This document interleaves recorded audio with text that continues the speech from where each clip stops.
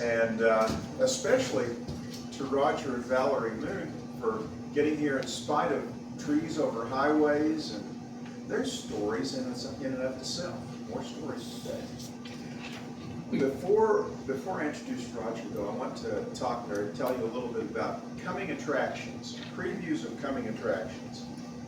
Next month is going to be storytelling, and Frank Reddy, my cousin, who is the family storyteller, is going to sort of kick it off with a few stories that he's going to share having to do with sort of the typical family stories or local stories of neighborhoods around here. And then we hope you will come prepared with a story or two of your own, because we're going to share stories. It'll be a story swap meet that evening. So think of a good story that you'd like to share. It doesn't have to be long.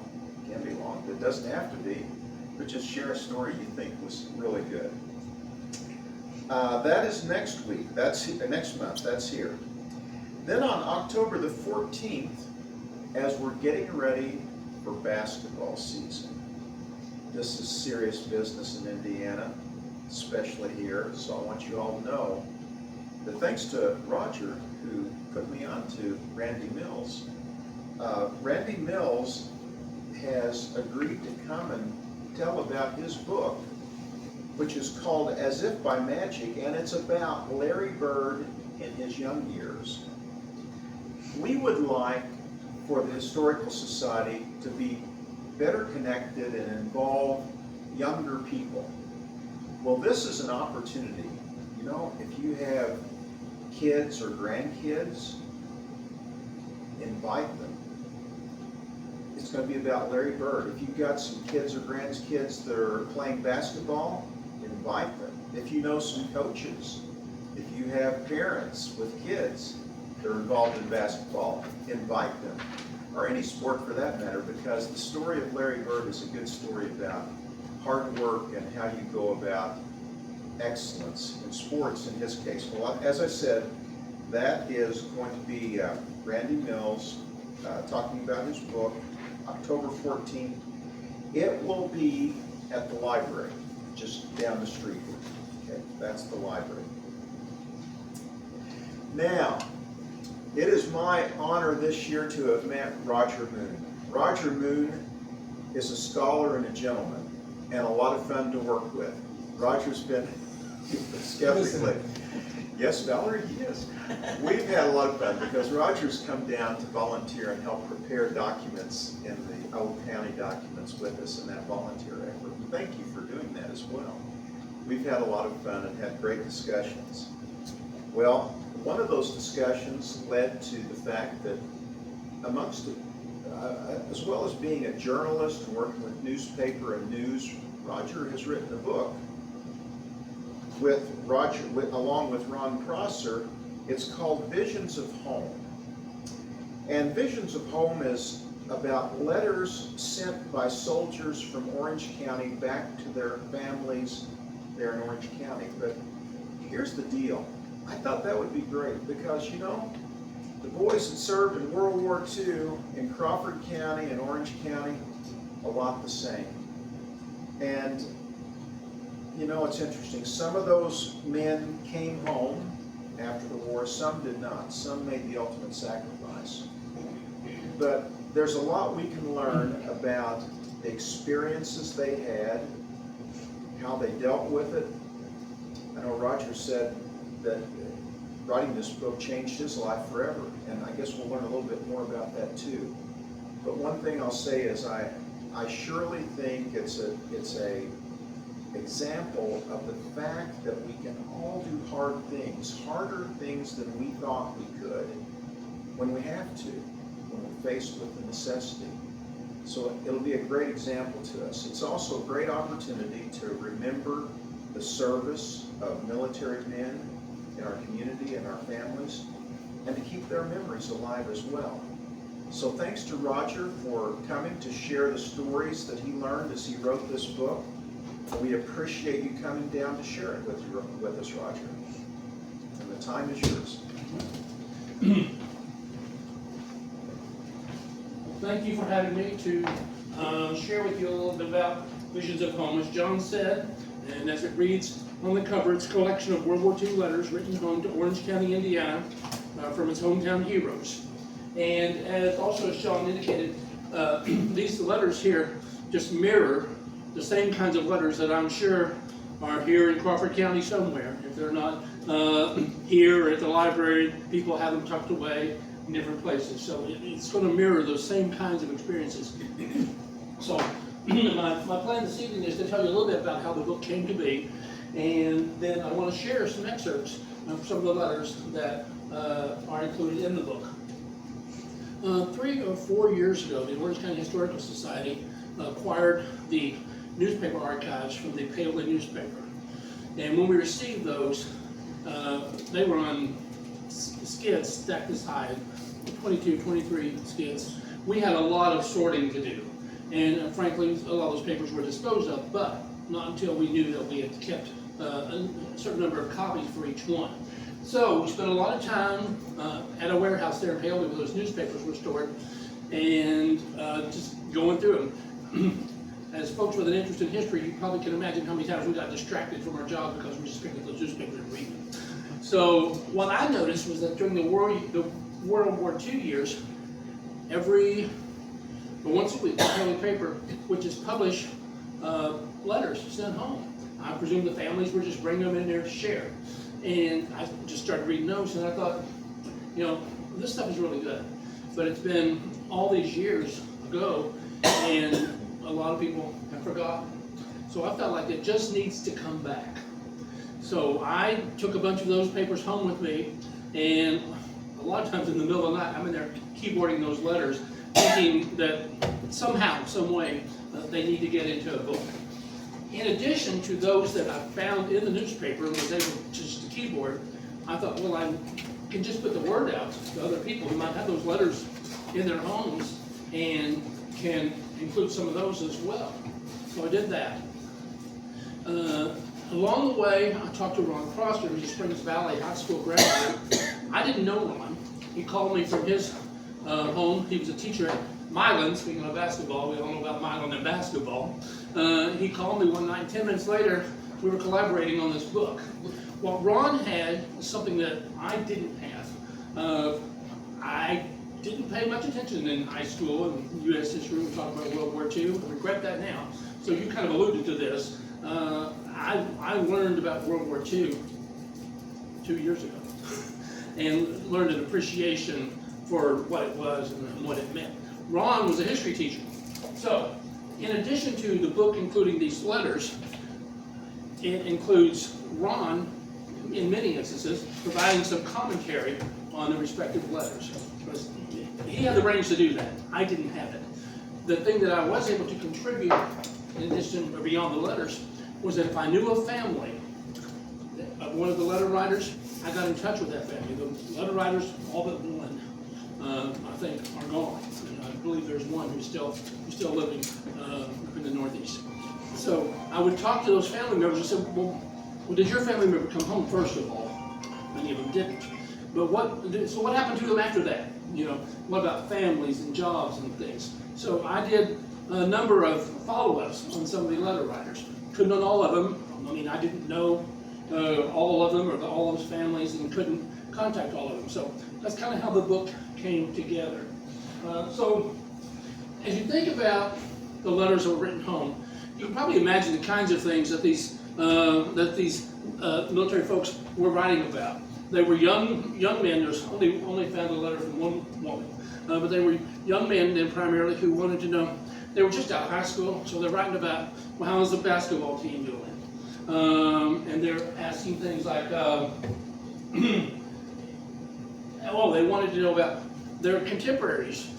Often, a bunch of them would go to the military together, so they're writing about wanting to know where so-and-so might have gone, or if they know where so-and-so might be stationed. Sometimes they would run into one another, and they'd write home and share about that.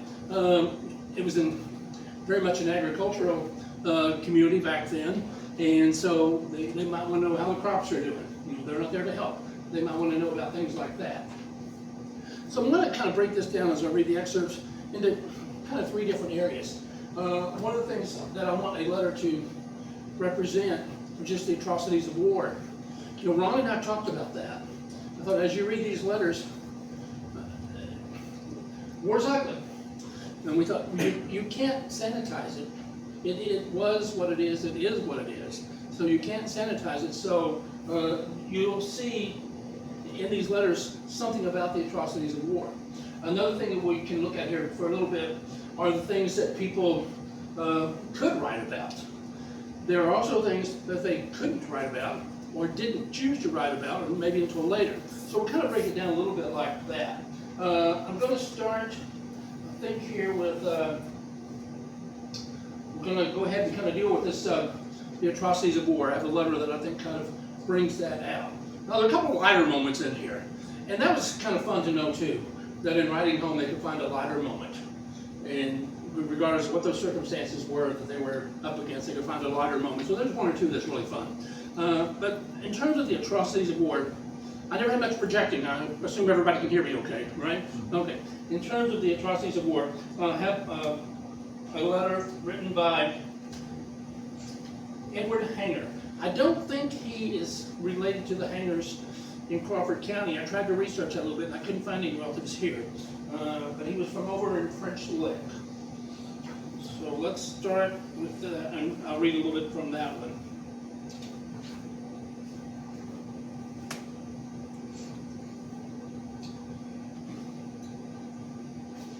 No, I'm going to come back to him. I'm going to read a letter from, his name is Paget. Wayne Paget, an air cadet. Wayne Paget, a pilot from Paoli, wrote in September 1945 of what he called first-hand information of Japanese atrocities. Lieutenant Paget had helped evacuate airmen who had been captured after participating in Doolittle's raid on Tokyo. He described Doolittle's men as having told their liberators of, and then I started quoting in the letter, being made to stand on one foot for 4 hours. Touching the other foot to the ground would bring a beating. Arms were tied behind their backs for a stretch of 2 weeks. Men were hung up by their thumbs and beaten to unconsciousness. Pencils were placed between their fingers and their hands and squeezed numb. Then they were made to run through 2 rows of, the language from the time, Japs wielding clubs. Paget wrote in a letter to his parents, Mr. and Mrs. George Paget, I know these atrocities are beyond a doubt true. I've talked to some of the men who are being evacuated through China. They have told me of the tortures and humiliation the Americans have had to go through. Most all of the men being evacuated have or have had very due to a lack of food and vitamins. I hope to God the American people at home never forget these things, because the boys who went through that and lived never will. And that is just part of the inspiration for telling those stories again. Ron wrote in his introspective, history books may contain the issues that led to war, the dates of the battles, and when treaties were signed. These are held up as a record of war, but can never be held as true a testament to war as a simple letter home, such as this one. I'm going to go then now to the letter from Edward Hanger. And this is, I'm referring to this one as what could be written home, but it wasn't written home immediately. There was a time for writing it, and it came later. Edward D. Hanger was in an Army hospital when he wrote this to his parents, Mr. and Mrs. W.E. Hanger at French Lick. If they might know that they are associated with Crawford County, let me know that, but I think they probably were not. And he told them the distressing news of his injuries. The excerpt was published in the Paoli Republican June 29, 1944. And here's the letter. This is one letter I really hate to write, but you may as well know now as later. Maybe the War Department has informed you of my being wounded by this time. It happened May 23rd. Both of my legs are gone at the knees. And then listen to what he says. I thought I must be the unluckiest guy in the world, but I've seen many worse cases than my own since being in the hospital. These doctors have my morale built up pretty high. They say I will be able to walk fine on these new legs they make in the States. I'm feeling fine, and there's not another thing wrong with me except that. I wasn't touched anywhere else, so don't worry about me, and I'll be home one of these days before you know it. And then Ron shares his introspective. Envision, and try and Try and picture this scene. Envision a young man whose world has just been ripped apart, having the courage to write this letter home with such a humble spirit. Given his appreciation of how worse off the others were, the praise for his doctor's support, or his assurances to his family that he will be fine, it is difficult to find the limits of humility. And actually, here's what I want you to try and visualize. A family sitting gathering around a pot-bellied stove or at the supper table to hear the latest news from their son, only to be dealt such a blow. So that's how they learned the severity of his injuries. And not only the severity of his injuries, but how well he was responding to it. Other stories that couldn't be told were the stories that we learned later about POWs. And I presume there were POWs from Crawford County. Roberta, do you know of any from Crawford County who were POWs? There was some. Okay. Well, I knew as I was growing up, I knew the names of Warren Petty and Floyd Tony. And what they shared about their experiences really didn't come until much later. But I want to share a little bit about what we did learn about those experiences. Beginning with Warren Petty. And actually, I'm not reading the letter because there were no letters sent home when it's a POW. There were some cards sent by the American Red Cross just kind of saying, you know, your loved one's alive, but there were no letters sent home. What I learned from my follow-up in talking with Warren's daughter, Sarah, is what I want to share with you. Warren Petty is one of Orange County's military personnel who was taken as a prisoner of war. His daughter, Sarah Whitfield, said he rarely spoke to family about his experiences, but she did recall the time someone might ask him if he was bitter about it, and this is interesting. The response was always the same. Petty would say, "No, I would do it all over again." He was proud of his service, Sarah said. In an interview with Paoli High School students engaged in a service learning project in 2002, Petty characterized his time as a POW as having been the worst and the best experiences of the war. He told interviewers it was the worst because he was a prisoner for so long, 42 months. He said it was the best because of the friendships he formed with his fellow prisoners. Although Petty rarely talked to family members about his imprisonment, Sarah said she would occasionally hear him share information with others. Among the atrocities she learned he had been subject to was that he had been beaten, his feet had been frozen, and for one 3-month period he was given only potato peelings to eat. When he was released, he weighed only 88 pounds. So that tells us a little bit about what Warren experienced as a prisoner of war. Was he a prisoner of war of Germany or Japan? Let me see. And I'm not sure, John, on that. Okay, just curious. He was held a prisoner of the Japanese government. Okay. Yeah. And then to learn a little bit about what Tony's experiences as a POW.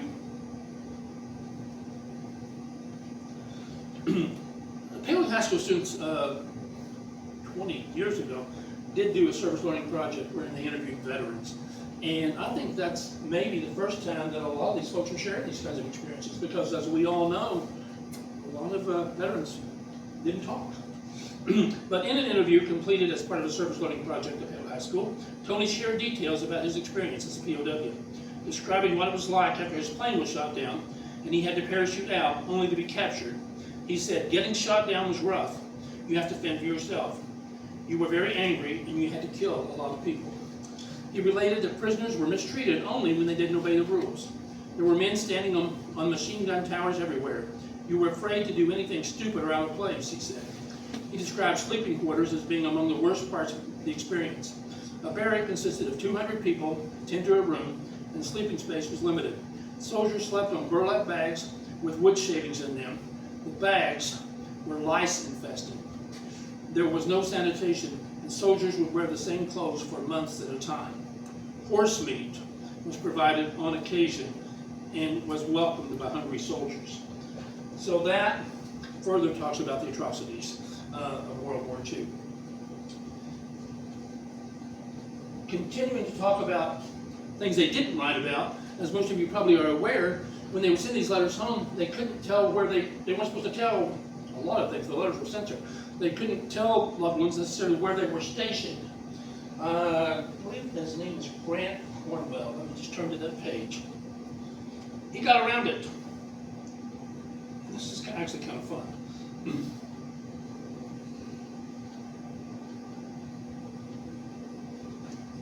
Well, just a second. Let me find my place on that. No, excuse me. Gib Conrad from Paoli. And this is, I'm not reading an excerpt from his letter. His daughter, Brenda, shared this about him later. She said, in writing letters home, military personnel often weren't allowed to disclose the location. Gib figured out a way around that limitation using a code when he would write to his sister, Hazel Irene Conrad King. Brenda said, in a letter, Daddy would ask a question for which she was aware he knew the answer. That would give her a clue where he was stationed. For instance, he wrote that he was thinking about the church attended by the parents of Hazel's husband, Glenn. He wrote, I can't remember the name, he said, knowing full well that the answer was the Church of Christ. Hazel knew her brother was in England, and she searched the map until a town's name seemed similar to the question and answer written in code. On the south coast, she found Christchurch, England. That was where Gib was stationed in Europe. So he found a way around it, which I thought was just pretty clever. So he did do that. And now I'm going to go back to the letter by Grant Cornwell. In just a second. And I just thought this one was truly great fun. And when I talk about him having maybe a little bit of sense of humor that you would think would be hard for them to have, I think he shows us that he has that. So I just want to read this.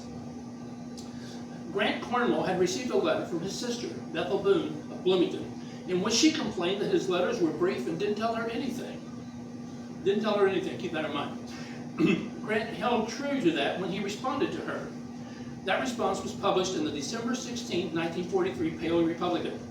It was reported he was somewhere in Italy, but that's as specific as he would get when he had fun with his response. He wrote, seeing as how you think all my letters are all so much alike and short, I will go more into detail and explain everything a little more clearly. After leaving where we were before, we left for here, not knowing where we were coming from there. We could not tell whether we would arrive here or not. Nevertheless, we are now here and not there. The weather here is just as it is at this season, but of course it is quite unlike the weather where we were before we came here. Grant's letter went on in that vein for 2 pages. I didn't see the whole letter. The newspaper reported. It concluded with Grant writing, the only paper I tear up is the envelope when I get a letter, and you probably will do the same when you get this. And Roger said, even in wartime, a brother could not resist tormenting his sister. So that was just kind of a welcome thing to find as I'm going through all of this. So a little bit about the things that they could write home. Let me find one here. I was particularly struck by the letters from the paratroopers because they write about jumping out of those airplanes. I don't like to be in the 3rd story of a hotel. I mean, height is not my thing. So these letters were quite interesting to read. So let me try to do one of those. If that's not real, let's start over. Or say, you missed it. Okay. Lou. Maria, I'll give you the rundown later, okay? Okay. I've read the book. You've seen the book. I read it. We have we talked about the things that the soldiers, the military personnel, could write home about, and things that they couldn't or didn't write home about, at least at the time. They wrote about later. So I'm reading now a letter from Donald Weiniger. Donald Weiniger ultimately became the first local fatality of, excuse me just a second, yeah, the first local fatality of D-Day, dying at 20 years old on June 6, 1944. A little more than a year before his death, the March 4, 1943 Paoli Republican noted that 5 jumps in 5 days had won Donald not only the title of qualified paratrooper, but also silver wings and a 10-day furlough with his parents, Mr. and Mrs. Raymond Weiniger, in Paoli. It was noted that when he arrived back in Paoli, he spent the afternoon wondering where all the kids are. And I kind of visualize that. I mean, he's a young man, he's back home in town, probably walking around the square, which is very vibrant in those days. But it's like, where is everybody? You know, and most of them a lot of his friends were, of course, in the service. He reported his experiences to the newspaper staff, not in a letter, but apparently in person. So the newspaper quoted Donald as having said, "The first jump isn't bad. A fellow taps you on the shoulder, and you're one of 24 to jump at 6-second intervals from a plane 1,200 feet in the air. You don't know what it's all about until the second time, and that's when it gets you. When it gets nearer your time, you glance around to the fellow next to you and see cold sweat begin to pop out on his forehead. Then you begin to feel a little funny and sweaty yourself." So I can't imagine me in that position. Ron wrote in his introspective, "Given his ultimate fate, Weininger's 'when it gets nearer your time' phrasing becomes somewhat haunting. What were his thoughts just prior to the final jump? What were the details of his destiny? Both, sadly, are forever sealed in the unwritten annals of war." And there's not another letter that I'm going to read about that. There was a similar letter about a paratrooper and the jump. And I like what Ron had to say there, so I'm going to turn to that and share that. Because it speaks not just about Orange County, he speaks about Crawford County and then everywhere. Ron wrote, "The bravery it would take to jump out of any plane thousands of feet in the air is astonishing. The uncertainty into which these young men were jumping would call for a special type of bravery not every soul possesses. These were exceptional young men that Uncle Sam was able to pluck from the hills of southern Indiana." And they were indeed exceptional. I'm going to talk for a minute about somebody from Crawford County. I don't know if any of you remember this gentleman or not. Turn to that page. I did not know him, but I of course then learned the story. Russell Taylor. You may know him by any chance? Russell Taylor? Okay. Well, Russell Taylor was from Crawford County, but he had been a printer for the Pale Republican before changing his profession to an Army bugler and Air Corps bandman.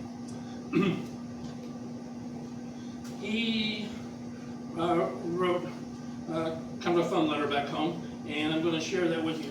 I do not run around using expletives normally, but for a fact, just listen up. He was serving with Clark Gable. I think we know what Clark Gable was. We don't have a lot of young people in the Historical Society. I don't have to explain too much, maybe.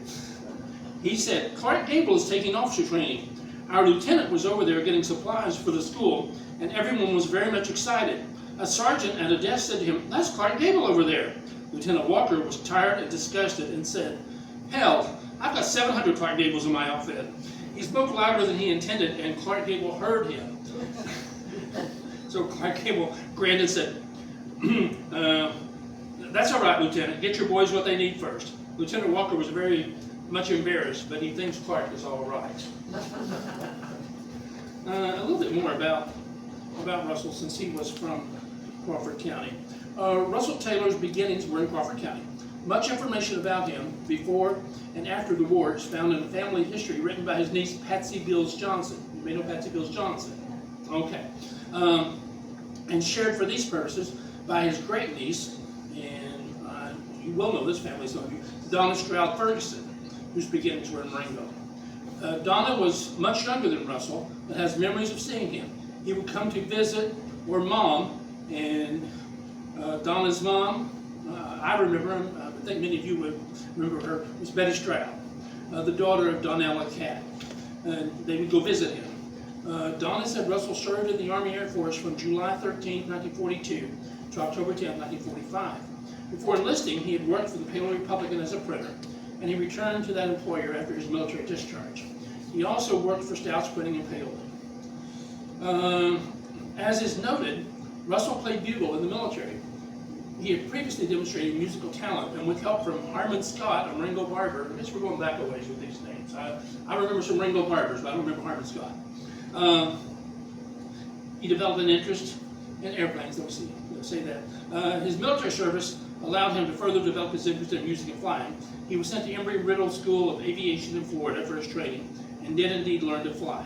He became a licensed pilot and flew for many years. As for revelry, He played the first call at 5:30 a.m. and the last call at 11 p.m. And probably some of you heard him play, but you just didn't know it.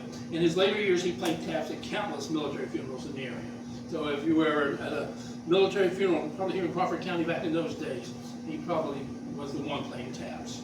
So I particularly wanted to include that because of his Crawford County connection. Just talking still about the things that they could write home. I'll read one sentence. I thought it was interesting. And so, gentlemen, think about this for a minute. Walter Sipes wrote back home. He'd been stationed where, okay, the letter was published December 24th, and he wrote back home in that December, we haven't seen a girl since January 30th. It's a long time not to see a girl. I just thought I would share that with you. And really, I just have one more to share, but you put together a book like this, and it's like, well, what are you going to title it? You know? So we found that title in a letter written home by a man who lived in Paoli at the time. His name was Harrison Snell. He did not remain in Paoli even after coming home from the military. So I had some trouble tracking down his family, but I did find them up around Muncie. In fact, he had a car dealership there later in life and was very active in the Chamber of Commerce up that way. Harrison Snell wrote a letter home that Ron and I thought, and I think you might agree, reflected what every soldier probably was thinking about when they would, when they go to bed at night, and that was just what was home like. Harrison Snell was stationed in Camp Forest, Tennessee, when he penned this letter to his wife and son. This excerpt from his letter was published in April 1943 and was described by the newspaper as showing the thoughts of just one of the millions of soldiers when night comes. He wrote, "Dear darling and son, here I sit on my locker wishing I could be on Old West Main Street with you and little Edwin Lee. There's a picture in my mind tonight, and when you write, tell me if I was thinking right. You have Edwin Lee ready for bed, and he's laying in his basket laughing and saying, Dad, Dad. You and your mother have worked hard all day, so you're very tired. Bob has his shoes sitting there thinking of his boys, maybe talking about his work. In a little while, you're taking our darling, tuck him in bed. It won't be long till a good night is said, and one last look at a certain picture sitting by the bed, and wonder, what's he doing at that very moment? Out goes the light. The only thing that can be heard is a mother talking to her baby about his daddy. He jabbers a little now and then, and it won't be long till he'll be asleep. Everything seems okay, but there's a big empty spot in more than one heart. But don't worry, they will be filled someday, Lula. This may not sound so good, but the same picture comes to my mind every night. Even though I'm willing to sacrifice all I have, I still miss you. Take good care of the baby, and don't let him roll off the bed. I'll have to close as the lights are going out. And I truly think that probably did reflect every soldier's evening, those thoughts about what was going on back home, and just trying to visualize that. That's pretty much all I brought. I mean, obviously there are lots of letters in here, there are lots of experiences that we could share. You mentioned Randy Mills as an upcoming speaker here. I didn't know Randy at the time, but Ron knew him. And so we're kind of looking for that person to write a little endorsement for the back of the book. So I will just go ahead and share here as I conclude what Randy had to say about the book. This book is really a time machine.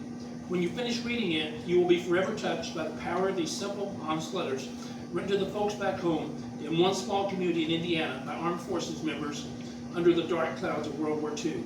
Each excerpt offers a compelling snapshot of a time quickly fading away from our collective memories. Readers will be thankful that the authors worked to capture and preserve these real-time narratives. So Randy gave Ron and me a little bit of praise there. I tell people we didn't write this book. We didn't write this book. Those men and the woman that we wrote about, they're the ones who wrote this book, and the credit goes to them. That's all I have. If there are any questions, I'd be glad to answer them. You know, we're all getting up there in years, and it's young people that ought to hear these stories. They ought to hear those in school, and their parents, and their grandparents, and great-grandparents. You know, my dad was in World War II, and I don't tell you, he came home. And you're absolutely He'd right. be 103. 103. He is now, if Yeah. he was living. But And- luckily, he came home Yeah. in one piece. Some did, of course. But you're absolutely right. No, I still have some letters that went back and forth between me and his mother, but some of them are getting kind of hard to read, because I call it onion skin paper. oh, It was so thin, yeah. and That's what I'm the about. ink is kind of faded on it, Mm, but I still have those. yeah. But you know, he never talked about the war. Maybe it's because I was a girl. Or I think they just didn't talk in general. They didn't- Talk about it. They just didn't talk in general, I don't think. Now, so my father was not in World War II. I'm not sure that I understand why, because he was certainly from that era. But he had a very young family. I mean, he had 4 tiny ones during the early 1940s. So he was never in World War II. I had 2 uncles who were in the war, including some of you, I don't know if any of you remember Paul Stroud. He was a minister to English Wesleyan Church for a very long time. So he served, but my father didn't serve. I can relate more to the Vietnam years because I had my older brother served. There was a time whenever in Crawford County knew Cart Moon. I don't know if that's still the case or not, because he worked for Marine Farm and Home for so many years. But so I remember something about his service and his going to serve, but he didn't talk when he came back home. In fact, the conversation would start and he would cut it off abruptly. I have an uncle that tried to join up at the same time, but he was only 16. Mm-hmm. So he waited another year and he joined, he got in the Merchant Marines. And you know, for years they didn't even recognize the Merchant Marines as part of the winning the war. But several years ago then, they called the Merchant Marines to Washington DC and gave them all medals and recognized them as what job they done in the war. To that point of young people and what they may or may not take an interest in or whatever, there are 4 examples in this book, as I did the follow-ups, where the conversations were with grandsons. Grandsons of these men, in those 4 instances, had taken a very active interest in West Whitfield, was one of them, you know, Wes. And so that was kind of encouraging to me, because, I mean, they really cared. They really wanted to know their grandfather's story. Other questions or anything? Well, one comment, you mentioned the story about a young man that lost his legs below his knees. And as you were reading that, I was thinking about Sherry's dad, who was a surgeon's assistant at an Army hospital just outside Liverpool that the U.S. Army built to handle the casualties from D-Day and thereafter. And I always wondered why he didn't get into the medical field when he got home, because it would have been a good occupation. Yeah. But then I listened to a story like that, and I think of what he must have seen, and maybe didn't want to remember or repeat. I mean, that mental wear and tear on the soldiers that served, I think, is probably something that's hard for us to understand. It's glad to get out. Yeah, yeah. Well, Valerie can speak to that. The book is dedicated to her father, who was in World War II, and experienced difficulties for the rest of his life as related to that. And another point about him is characteristic of, or applies to other families as well. You found only 2 letters, right? So we don't know what happened to those letters. And a lot of families have told me that. I said, you know, yeah, he served or whatever, but we don't know what happened to the letters. And maybe some folks just didn't write home that much. I find that kind of hard to think about. Maybe the more important thing was to receive letters. You know, going back to Vietnam, my mother sent a letter every day. And so, yeah, so, I mean, she was just that committed to that. And my brother and another brother later served too. You know, they sent letters, but a lot of those, I guess, just been lost over time. They're like the letters that he wrote me when he was in the service. When he got out, he said, "You're burning them." And he would not let me keep them. Well, He would not let me. well, and I get that, you know, because, you know, they were private. I know of one family that I approached them about whether they might have letters, and it's like, Mom wanted those buried with her. I mean, you know, I guess that's what happened. And so that would be an individual choice. And uncle was in there jumping into the main front. He got stuck back there. And Wes Patrick was on the movie. He said, "I ain't gonna say nothing." He said, "He saved our lives." He said, "He come and got us." Battle of Moses.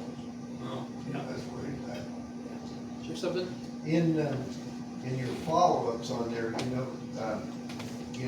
think in Vietnam, more soldiers died from Agent Orange after they came home than they did actually in the war.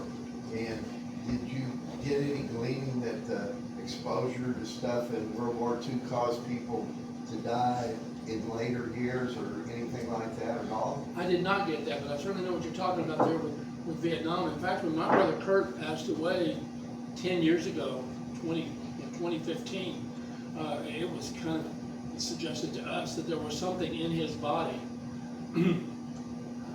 Years later, you know, he's not out in 69 or so, but something in his body, a parasite or something, that came back on him like that. I don't know which war it was, but mustard gas had an effect on a lot of men. But mustard Oh. gas. Yeah. World War I. Sir? Do you have an index in your book related to Hamilton from Orange County? He served in World War II, so I was just kind of curious if that. The last name was Hamilton? Hamilton, yes. Yeah. There's not an index per se. I don't particularly remember that. But yeah, if I look back, I can know pretty quickly. I don't remember Hamilton, Okay. though. All right. So is that book for sale? How do we get a book? Yes, now the proceeds from this book, Ron and I kept nothing. We paid the printer. And we essentially kept nothing, and the proceeds went to the Historical Society. We got down to a point after I thought, you know, we pretty much moved what we were going to move, that I just gave the books to the Historical Society. So to answer your question, yes, they're $15, and all the money goes to the Orange County Historical Society. So I have one in the car if you're interested. Yeah. Okay, all You right. only brought one? I have one for her, I have 4 or 5 more. But you do, you know, I thought, you know, there's kind of a saturation point when you're selling the books. I did a later book, and an interesting thing about that, it was about Life in Paley in 1947, when Life magazine came and did a series of photos from Paley. I bring that up only to say this. This experience really helped me with that book, because I pulled some of these letters into that book. It was 1947, was of course post-World War II, and you're writing about a little community. Well, you're not over 1947. You're far from over that experience. The remains of no remains have been sent home in 1947 until the very end of 1947, the month after the magazine came out. I distorted the time a little bit to make it work. But anyway, so it did help me with that. I used at least 3 letters from the book, including the Clark Gable story. Couldn't let that one pass. But anyway, yeah, I can get one for $0.50. Anything else? Well, I just, Power of Letters, and that's an art, like, I mean, even most of us grew up writing letters, don't write letters very much anymore, but so much is preserved in them in the way that, like, emails in the cloud, whatever, but who prints them and do whatever, I do print but that's a powerful thing. And the Postal Service, I work in the Postal Service, so, I mean, I'm always amazed, they got letters, and letters made it back. I mean, isn't it phenomenal the way mail actually works? Yeah. They didn't even have to pay. If he's in the water, you didn't have to pay. Okay. You know? I wondered, in putting this together, Roberta, do you know if is there any repository of World War II letters in Crawford County at all? Not that I know of. Because I thought, and I don't think the newspaper published them back then, because I thought, I mean, this can be duplicated anywhere you find those. You can find those letters. I think Debbie Ockley says she has some letters, but we didn't see them. Yeah. Yeah, it would be a chore then to round up, I mean, I think there are 80 different writers in here. It would be a chore to round them up. And of course, in Pele I didn't have to, the bulk of them were I took from the newspaper, but then I did round up a few others. But, you know, if a community had that repository, it'd be so easy to bring those back again. Well, thank you again. Was there anything else? Rufus Robertson and his wife, they thought both of their brothers got killed. That'd be rough. Well, and yeah, especially they got killed, but there were other circumstances where just a lot of brothers would serve and think of the impact that would have on a family. Some of them had eyes. Yeah. All right, well, thank you very much. Appreciate it. Thank you.